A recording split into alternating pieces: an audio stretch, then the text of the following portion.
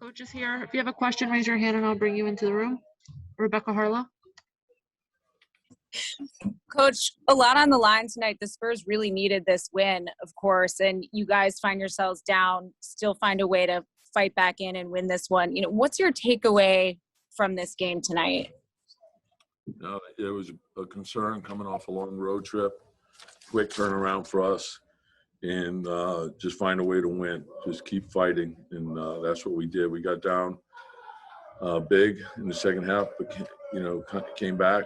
Our defense got going. We started sharing the ball, made the extra pass, got some good looks at some threes. But San Antonio's terrific. They're hard playing, long, athletic. They make it tough on you, and you got to play for 48 minutes against them. Respect. Tom, what is it about the makeup of your club that gives you the confidence you can come back down by 17, and it's almost like these guys believe even when they are down, they can still win a ball game? Well, usually we can count on our defense and our rebounding and keeping our turnovers down. And then the way we shoot threes, we can make up ground pretty quickly. So we felt that if we can just get some stops, get out, hit the paint, force the defense to collapse, and then spray, we'd have a chance. And so just keep working the game. It's a long game, 48-minute game. There's going to be runs in it both ways, and stay even keeled, but just keep fighting. You got to fight for the entire time, and there's no substitute for hustle. So if you hustle, you can make anything happen. Jeff Bondi. Hey, Tom, lately your point guard rotation has changed. Elf is playing fewer minutes. I was wondering if everybody's healthy, Rose, Burks, and Emmanuel quickly. Would you consider changing the starting lineup, or is it too late in the season for a change like that? We like our depth. We have versatility. Each game tells you something different. Whatever you need, you have the answer, either starting or on the bench. And so that's what I like about the team, the depth of the team. You got guys who can play multiple positions, guys who could go off the dribble, guys who could shoot the three. So whatever's working for us, whatever we need, everyone's sacrifice, put the team first. Don't get wrapped up in how many minutes or shots or any of that stuff. Just put the team first. Winning is the most important thing. Mark Berman. Hey, Tom. Derek was a late scratch. We didn't get to ask you about it. It looked like it was probable. What's the situation with him? Was it coming out of that 39 minutes against the Lakers, or what happened? Just needed a day. So day to day, we knew we were getting a couple guys back, so we thought it would be good to give them the rest. Mike Mancuso. Coach Burks, again, contributing in major ways. Can you talk about the way he shot the ball and just played overall tonight? Yeah, terrific. Off the dribble, shooting the three, getting to the line. And he gives us great size at the position, allows us to do more switching.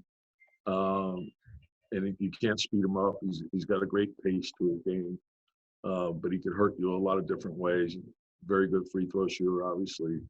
But the all-around play, and he's like a Swiss Army knife. You could use him at multiple positions. And you can run catch and shoot. You can run pick and roll. You can post them. There's so many different things you can do with him.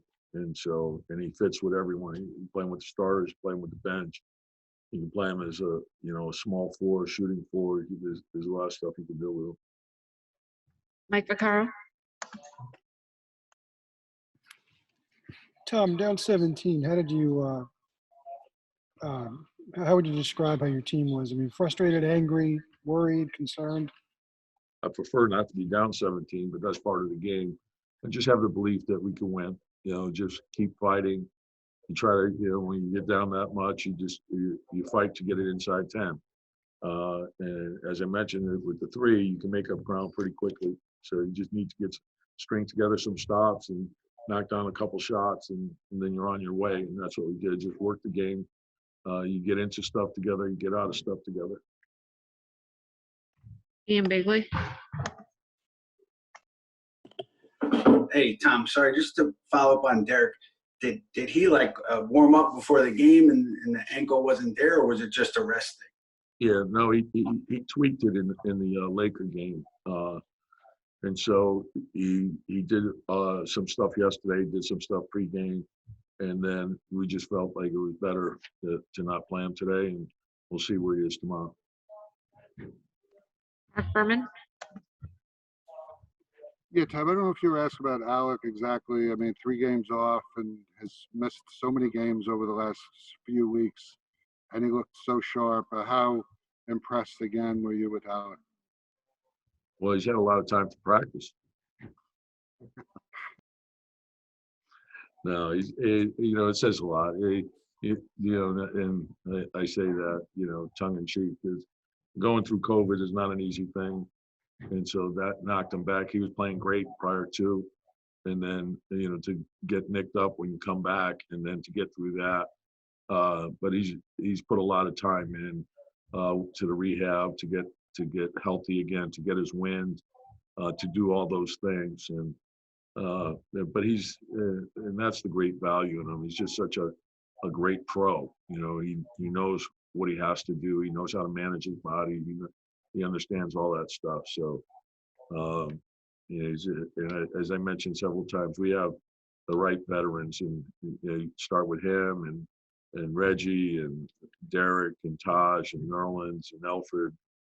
Those guys have been great for our young guys, and they've made this team function at a very high level. And obviously, when you add in what Julius does, he's neither young nor old. He's right in the middle, and his best years are coming.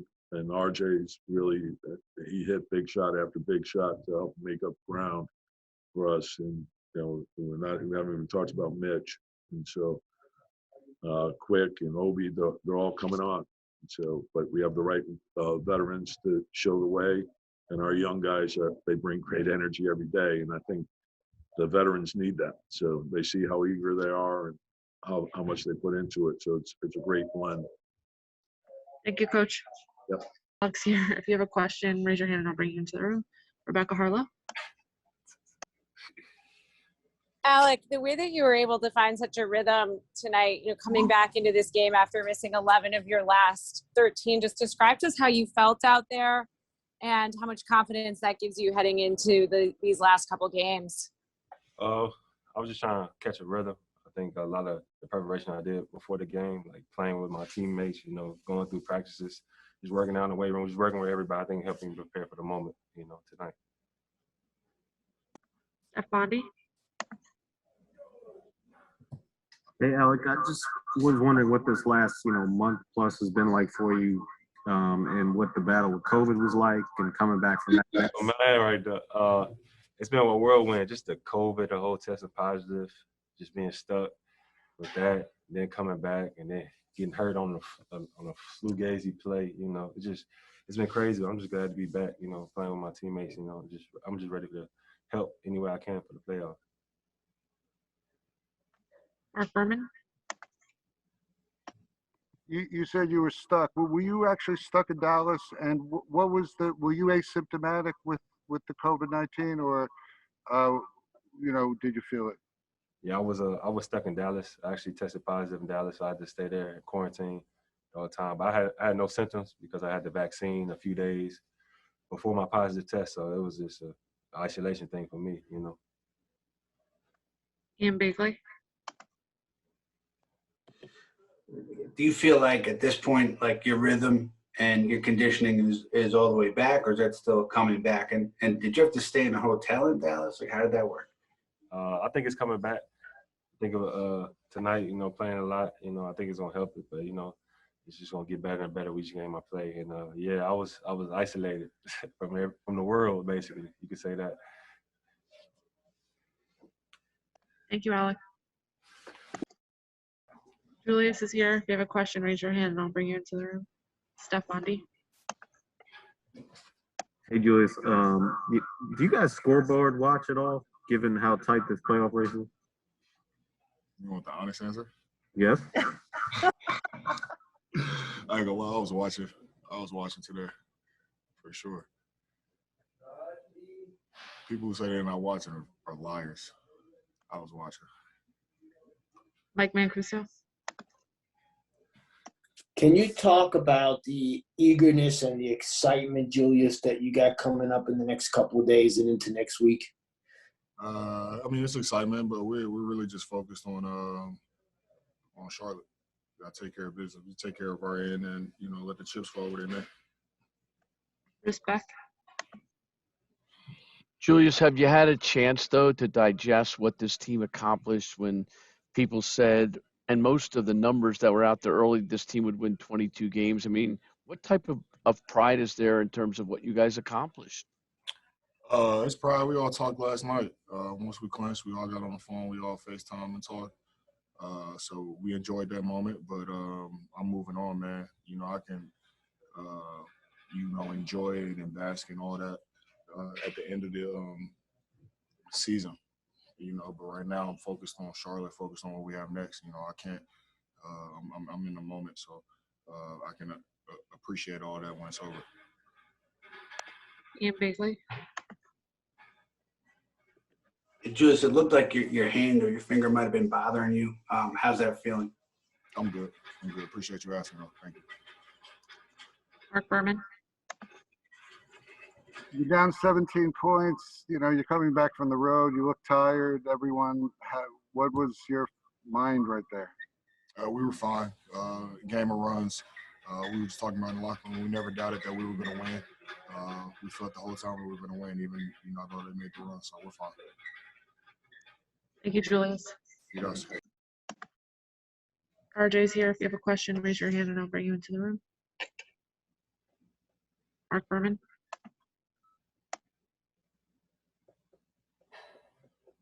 Hey, RJ. 17 points down. It looked like you guys were dead in the water. What was your thinking at that point? We just had to, get stops and then just fight back. This is what we do. We play hard. So being in the third, we weren't ourselves, and thankfully we were able to get back into the game. Respect. Julius said there's little time to celebrate. It's all about looking ahead and continuing to try to accomplish. How do you handle this? Yeah, this one's over. This one's over. We needed it, got the win. Just on to the next now. Rebecca Harlow. RJ, I mean, you said it. This is what you guys do. You fight back into these games. You find ways to win. I mean, that's what the playoffs is all about.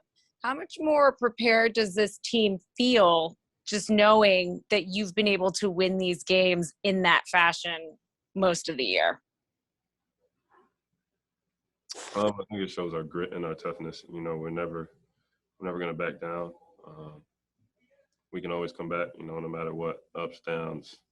We got to figure it out. Got to figure out a way to win. Jonathan Macri. Hey, RJ.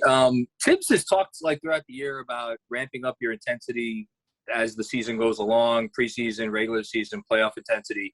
Do you feel like you guys are almost at the place where you need to be for, come next weekend?